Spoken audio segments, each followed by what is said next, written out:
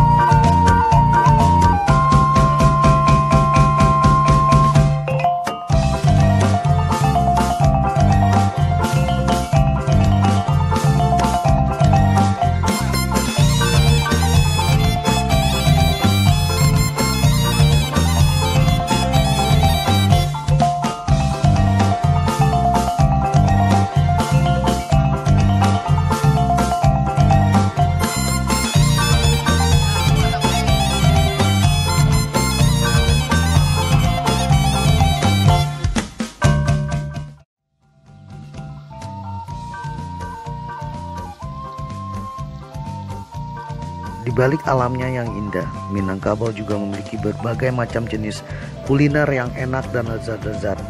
Itu sebabnya jika kita ingin menikmati rendang dengan kualitas rasa yang tinggi, sebaiknya kita bisa datang langsung ke perkampungan-perkampungan yang ada di Sumatera Barat. Bukan hanya rendang saja, bahkan kuliner sambalado, sate panggang, jarang goreng lado hijau, bahkan makan dengan berbagai macam jenis sayur tumi dan gulai sudah cukup menggugah selera makan kita. Itu sebabnya bagi kita pribadi, Minangkabau sangat berkesan. Ia tidak hanya memiliki keindahan alam yang cantik saja, bahkan kulinernya juga memiliki kualitas rasa yang tinggi.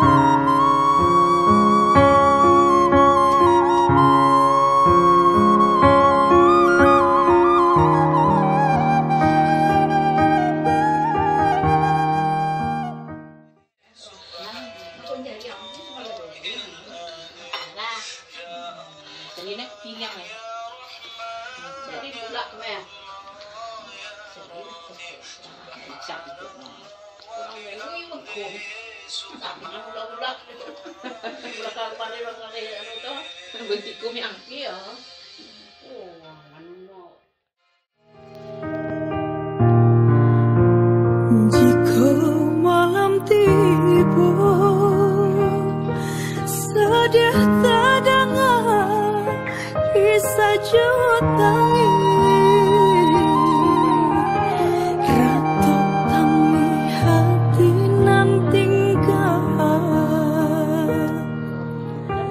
badan badua tinggal surang sadih.